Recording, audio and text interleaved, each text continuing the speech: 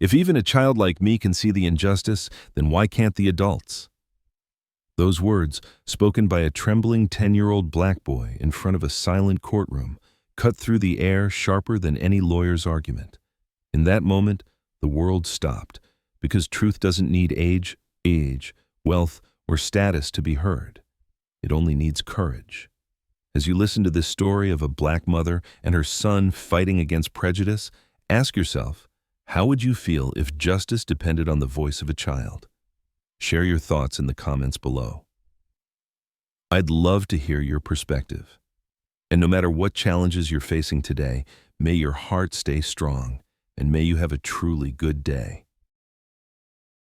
The story truly begins in the early autumn of 2019, in a small county town in Georgia, where the leaves turned slowly to a brittle red, and the air carried the faint scent of dust rising from cracked sidewalks after the last heat of summer. The courthouse stood at the center of town, a brick building from the 1940s, its windows smudged, its steps worn thin by decades of hurried feet. To most people, this place represented law, order, and power. But for Clara Johnson, it was simply where she spent most of her waking hours, not as a lawyer, not as a clerk, not even as a witness, but as the woman with the mop in the cart, the one who entered when everyone else had gone home and swept away the traces of their day. At 60 years old, her body carried the weight of years bent over other people's dirt, her shoulders rounded, her palms calloused, yet her back still straight when she walked into that building at dusk. Clara was a black woman, born in an era when the South still whispered old prejudices in every corner, and even now, those whispers clung like smoke. She had been widowed young, her husband taken by a factory accident when their son was still only a toddler. Since then, she had lived a life measured in wages paid just above minimum, in second-hand coats pulled from thrift racks. In quiet dignity no one ever seemed to notice. She worked as a janitor in the courthouse because it offered stability, a place she could walk to, and because it gave her health insurance just enough to cover her boy. People did not look at her twice as she scrubbed the marble floors. At best, they nodded as if to confirm she was in her proper place, and at worst, they turned away as though she were invisible. Her son Daniel was 10 years old, a skinny boy with long limbs that seemed too fragile for the world, his brown skin often compared to polished walnut by the few who spoke kindly of him. He wore hand-me-down jeans patched at the knees, t-shirts that had faded from blue to an indeterminate gray, and sneakers with soles that flapped when he walked too quickly. At school, he tried to keep quiet, but quietness never shielded a child from cruelty. Other children jeered that he was fatherless, that his mother smelled of bleach, that he would never belong. Daniel did not often answer back. He lowered his gaze and clutched his backpack tighter, but sometimes, when he came home and found his mother scrubbing her hands raw in the sink, his small voice would break. "Why do they hate us, Mama? We didn't do anything." Clara would stop, dry her hands on a threadbare towel, and kneel so that her tired eyes met his worried ones. "Listen to me, Daniel," she would say, her voice low, firm, carrying the strength she did not always feel. "People may look down on us because we are poor, because of the color of our skin, because we don't have what they have. They can think what they want. But they don't decide our worth. Nobody, not a single person, is allowed to look down on the truth. And the truth is all we will ever need to carry." Those words became his armor, though the armor often felt too thin for a child. The neighborhood where they lived was a row of old duplexes painted in shades of beige and brown, the paint peeling, the yards filled with rusting bicycles and toys left behind by families that had already moved away. On warm evenings, when the air buzzed with cicadas, the neighbors would gather on porches and talk. Clara knew most of them by name. Some were kind, nodding to her as she passed with her grocery bags, but others muttered under their breath that she was just the courthouse cleaner. When Daniel ran down the street to catch the ice cream truck, she sometimes heard older boys shout, "There goes the janitor's kid!" The words stung, sharper than any slap. Clara kept walking, her chin lifted, but inside, she prayed her son would not carry those scars too deep. Still, Daniel absorbed everything. At night, when Clara returned from the courthouse and set down her cart in the storage closet, he often waited at the kitchen table with a library book, his pencil scrawling in the margins. He liked to read about history, about heroes who had stood against impossible odds, and sometimes he would tell his mother about them. "Mama, did you know Harriet Tubman wasn't much older than me when she first stood up to people who told her she couldn't?" Clara would smile, her eyes tired but bright. "That's why you must keep reading, baby. Books remind us we are more than what people see." But in that town, being more was never simple. At the courthouse, clerks in crisp shirts and ties passed her by without a word. Lawyers tapped impatient feet if she lingered too long near their tables. And once, a bailiff joked to another, "She probably knows more about this courtroom than half of us, with how much time she spends on her knees." The laughter stung, though she pretended not to hear. Every slight piled up silently inside her until they became heavy bricks she carried alone. The hardest blows came when Daniel began to sense it all, when he noticed that even in places meant to uphold fairness, his mother was dismissed without a glance. He started to ask harder questions. "Why does nobody listen to you, Mama? Why do they act like you don't matter?" Clara's throat tightened each time because she had no simple answer. What she could give him was only the same promise, whispered again and again. "We may be overlooked, but the truth will never be. Someday, Daniel, you'll see. The truth always finds its voice." On Sundays, when they attended the small church at the end of their street, Clara sat among women who wore bright hats and carried themselves with quiet pride. There she felt less invisible, though even in the congregation, whispers sometimes circled about how she had no husband, about how she worked at the courthouse yet owned no car. But when the choir rose, when voices soared, Clara held Daniel's hand and felt for a moment that they belonged. In those brief hours, she found the courage to step into another week. That autumn, as the leaves kept falling and the air grew colder, Clara's life seemed to settle into the same rhythm it always had. Long nights cleaning, long mornings waking Daniel for school, long days of listening to whispers. Yet beneath the surface, tension was building. Daniel's questions grew sharper, and Clara's reassurances grew thinner. And though neither of them knew it yet, the day was coming when Daniel would take those very words she had given him, about truth, about dignity, about courage, and speak them louder than she ever could.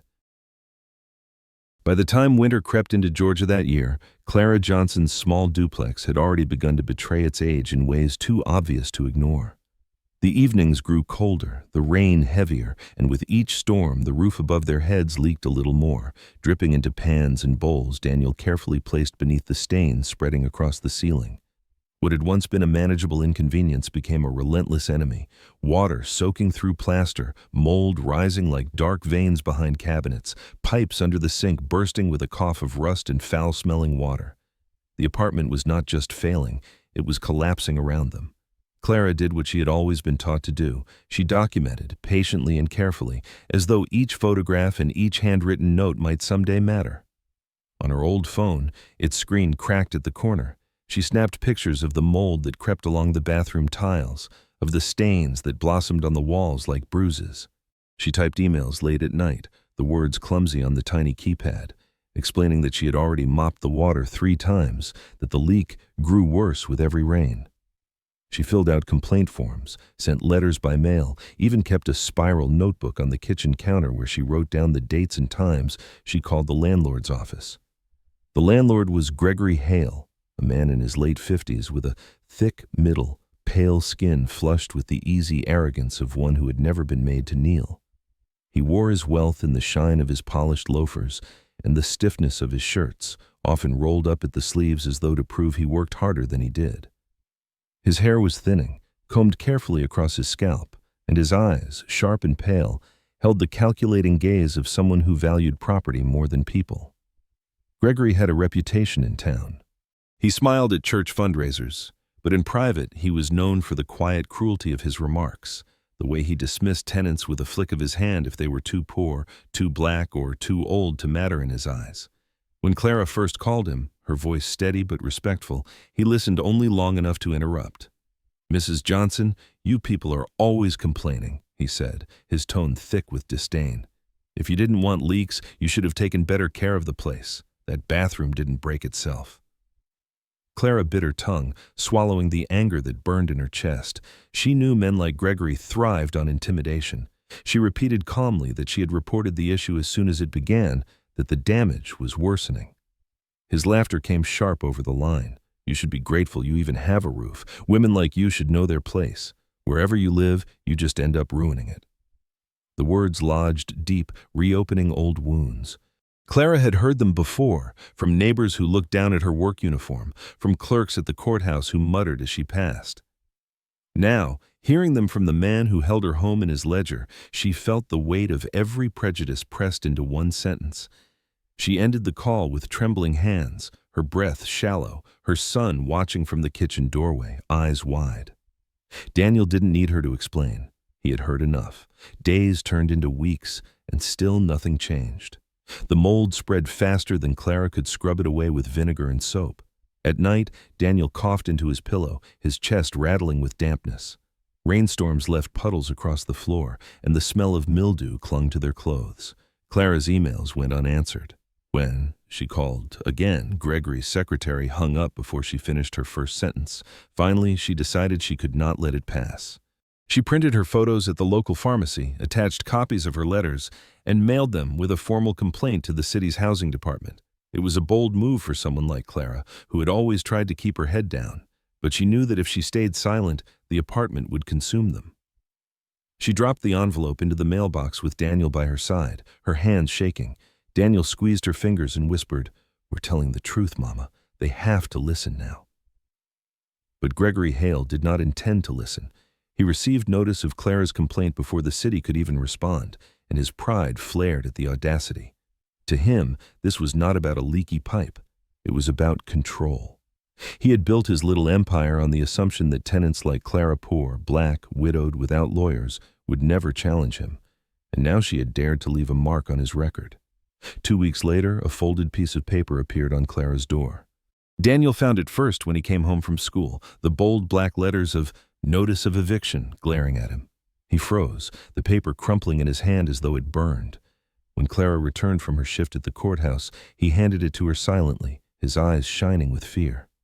She opened it and read the words slowly, her knees weakening until she had to sit down on the couch. Gregory accused her of causing substantial damage to the property, damage so severe he claimed it could not be repaired while she remained. He gave her 30 days to vacate. Clara's breath hitched. It was not enough that he ignored her complaints. He had turned the blame back on her. She imagined him smirking as he signed the letter, convinced she would pack her bags quietly, convinced she had no strength to resist. For a moment, despair pressed so heavy she could not breathe. The image of packing boxes, of Daniel sleeping in shelters, of her dignity stripped bare, crowded her mind. But then she looked at her son, who stood before her clutching his school backpack, waiting for her to explain why their home was being taken. Her hands shook as she folded the letter, sliding it back into its envelope. "We didn't do this, Daniel," she said, her voice steady though her heart was breaking. "He's lying, and we will prove it."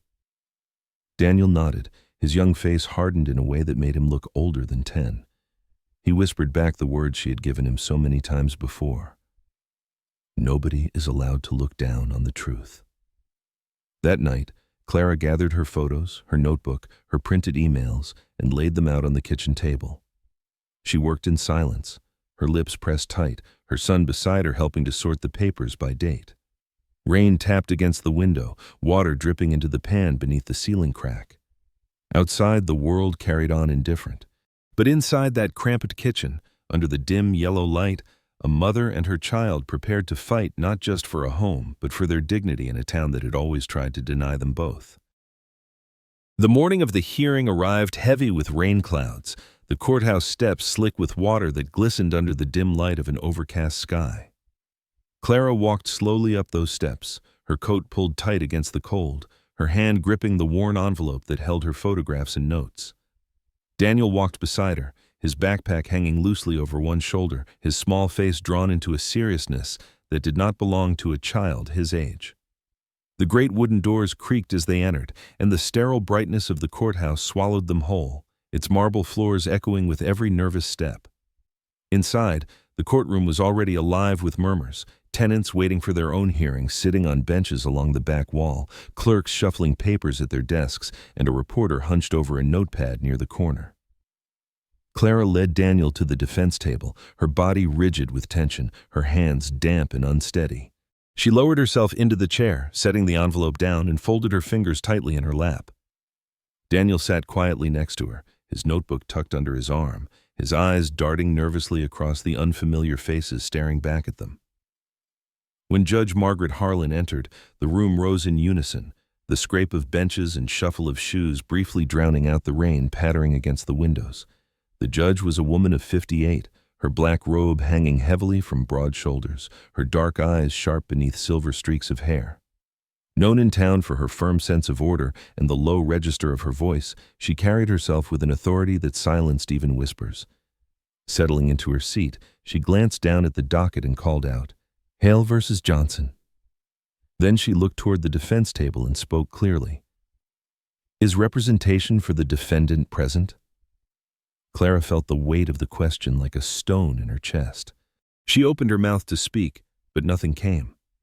Her throat constricted, her breath caught, and her mind spun with the humiliation of admitting she had no lawyer.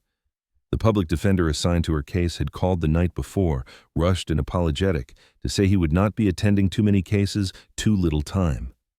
Now, under the sharp gaze of the judge, Clara sat frozen, her lips trembling, her hands gripping her knees so tightly her knuckles turned white.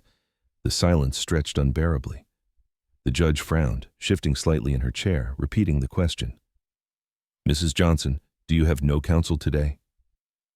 Still, Clara could not answer.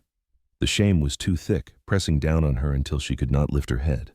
And then, beside her, the sound of a chair scraping against the floor broke the stillness. Daniel stood up. His small body looked fragile against the tall expanse of the courtroom, his shirt collar rumpled, his knees knocking together, but his face was steady. In one hand, he held his spiral notebook, its cover bent and worn, pages stuffed with his tight handwriting. His voice, soft yet clear, cut through the silence. "Excuse me, Your Honor," Daniel said, his tone respectful but firm. May I say something for my mother?" The words seemed to echo, and the courtroom reacted instantly. A ripple of laughter broke out from the plaintiff's table where Gregory Hale sat with his lawyer, Richard Coulson.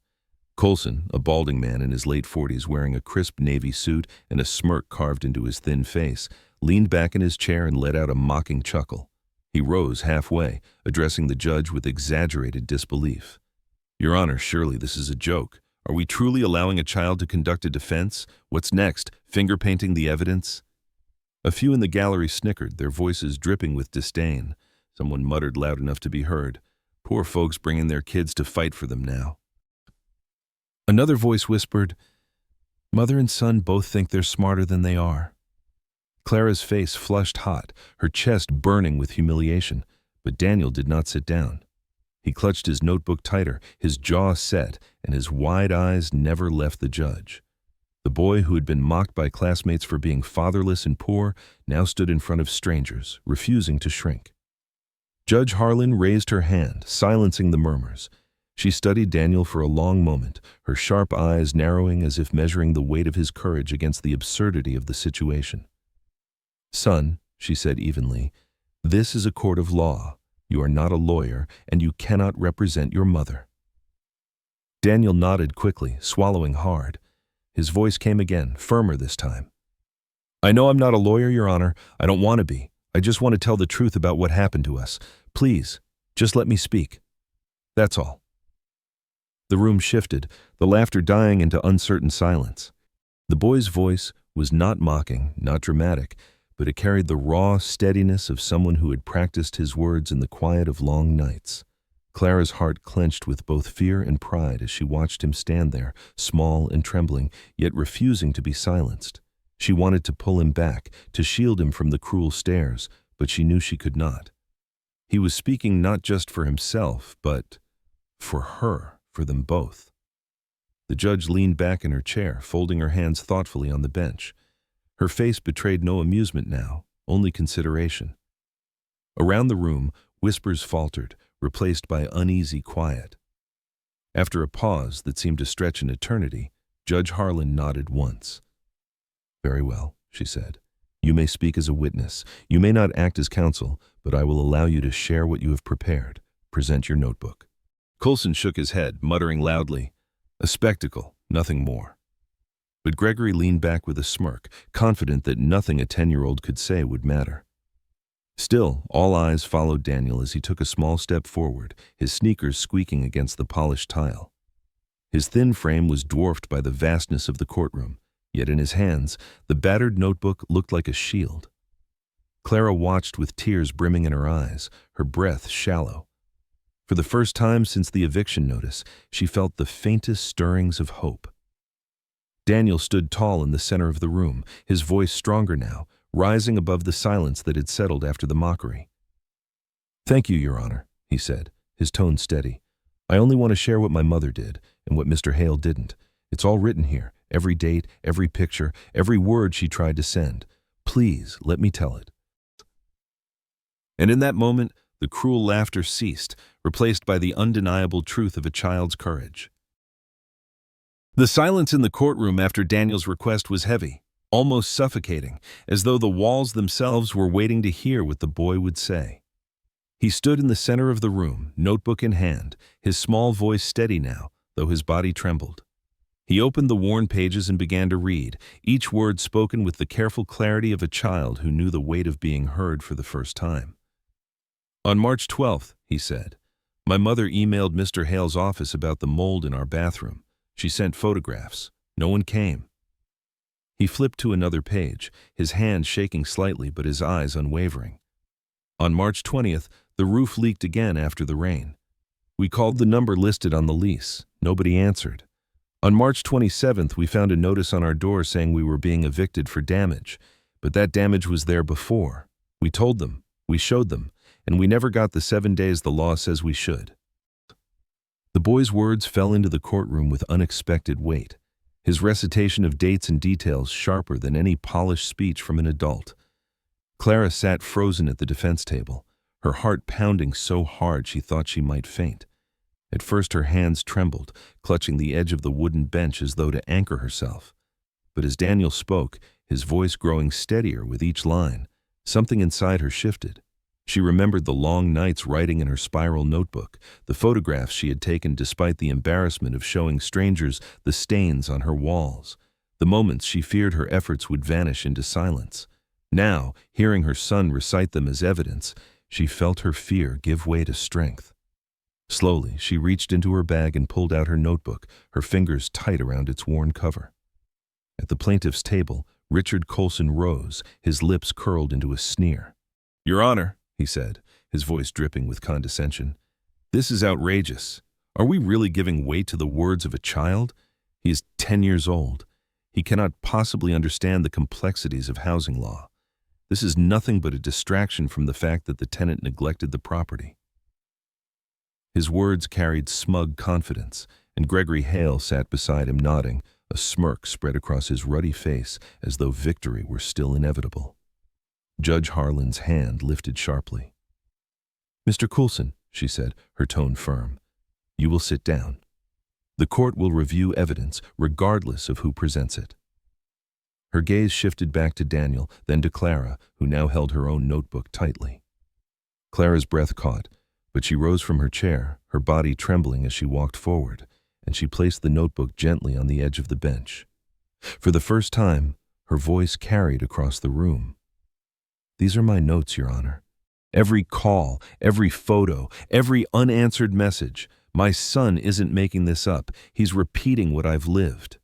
A hush spread through the courtroom, the earlier laughter gone. The gallery leaned forward, no longer smirking, their eyes fixed on the small boy and his mother.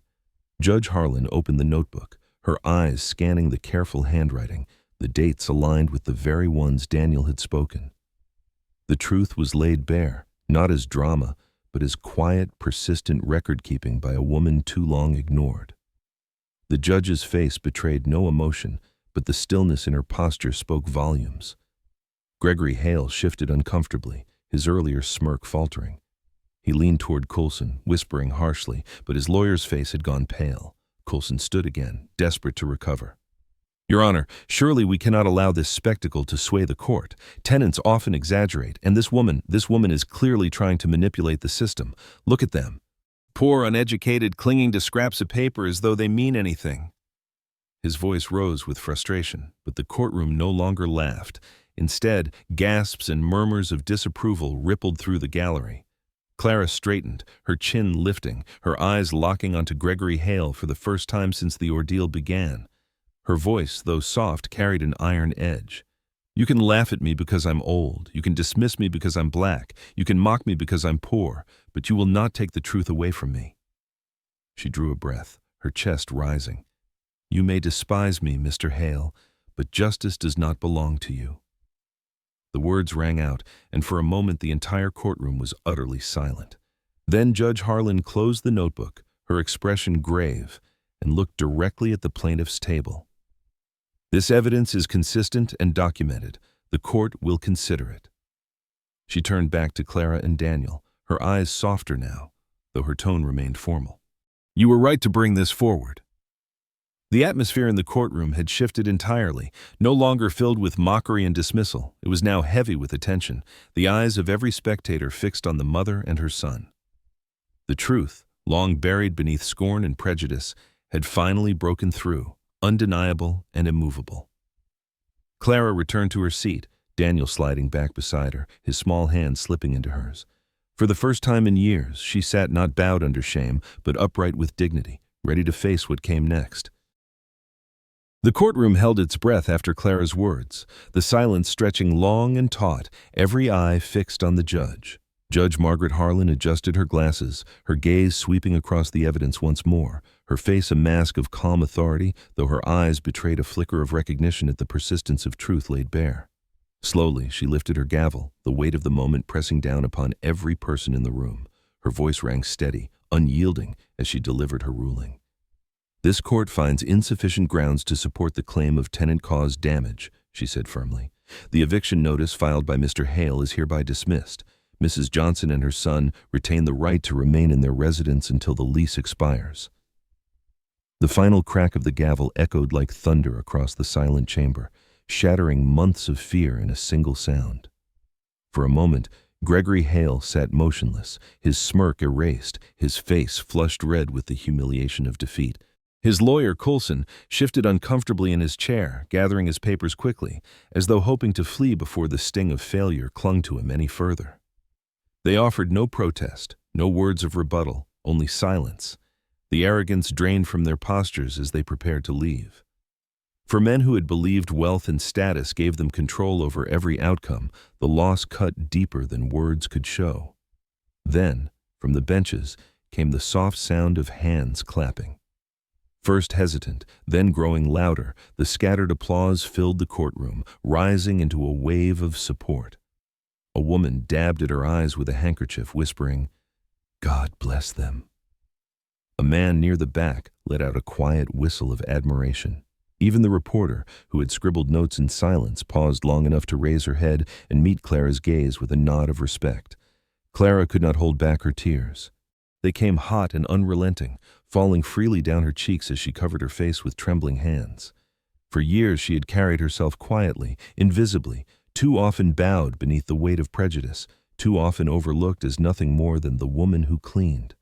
But here, in the heart of a courthouse where she had once swept floors, her dignity had been returned in front of all who had dismissed her. She felt Daniel's small hand slip into hers, steady and warm, anchoring her as he whispered softly, "We did it, Mama. I told you the truth would matter." The gallery quieted again, watching mother and son embrace, and for once no one laughed or scoffed. There was no ridicule, no cruel words spoken under breath, only silence, reverent and heavy, as though everyone present understood they had witnessed something larger than a dismissed eviction. They had witnessed a challenge to the way things had always been, a poor black family, ignored and belittled, standing tall against those who assumed they would remain silent. Within hours, word began to spread beyond the courtroom. A reporter's short article, written with urgency, carried the story of a janitor mother and her 10-year-old son who had stood together and won. By evening, local news stations broadcast the story with images of Clara and Daniel leaving the courthouse, Clara wiping her eyes, Daniel clutching his notebook like a trophy. Neighbors who had once turned away from Clara when she passed now stopped her on the street, telling her they had watched, that they admired her courage, that they had never imagined she would fight back against a man like Hale. Some, of course, whispered still. In every community there were voices that refused to yield their prejudice. "It was just luck," someone muttered at a grocery store. The boy made a scene, and the judge felt sorry for them. But the voices that had once drowned Clara in shame no longer held the same power. For the first time in her life, she felt the strength to look back at them and walk past without lowering her head. The truth had spoken louder than their scorn, and the victory, however modest, could not be erased. Daniel, too, carried himself differently after that day. At school, where other children had once laughed at his patched clothes and fatherless home, he now walked with quiet pride. When classmates asked if the stories on the news were true, he only nodded and smiled faintly, never boasting, never mocking in return. He had seen his mother cry, not from despair, but from triumph, and he knew now that standing up for her had mattered more than anything. Clara understood that the victory did not change everything. The apartment was still small and worn. Her job still demanded long nights of mopping floors, and their savings remained as fragile as ever. But something had shifted within her, something more enduring than wealth. She was no longer invisible. She had stood before those who looked down on her, and with the voice of her son, she had been heard. The eviction notice was gone, but what remained was something stronger: dignity, reclaimed after years of being denied. For Daniel, it was a lesson etched into his young heart, that even the smallest voices, if they carried the truth, could pierce through walls built of arrogance and prejudice. And for Clara, it was the knowledge that she was no longer simply the janitor who faded into the background of the courthouse. She was a mother who had fought for her home, a woman who had looked her oppressor in the eye and reminded him that justice was never his to own. As they left the courthouse that evening, the rain had stopped, the sky opening into a fragile blue. Clara held Daniel's hand, her steps lighter than they had been in years. The street still carried the hum of traffic, the weight of daily life pressing on, but in her chest there was a new rhythm, steady and strong. For the first time, she felt that she and her son walked not beneath the shadow of scorn, but in the light of respect hard-earned. And as Daniel looked up at her with quiet pride, she whispered back what she finally believed: "We are not invisible anymore." In the end, this story reminds us that true strength is not measured by wealth, status, or power, but by the courage to stand firm when the world expects you to stay silent. Justice does not belong only to those with money or influence. It belongs to anyone who dares to speak the truth, to anyone who chooses dignity over fear, and to anyone who refuses to be broken by prejudice. Clara and Daniel's journey is a reminder that no matter how overlooked or underestimated we may be, faith and perseverance can light a path forward. We all know people like them, people whose quiet resilience proves that the human spirit is stronger than the barriers society tries to build. What about you? How does this story make you feel? And what truths have you seen in your own life about justice, dignity, and courage? Share your thoughts in the comments below. If this story touched your heart, subscribe to the channel so we can continue to walk together through stories of hope and strength. And may God bless every one of you watching today.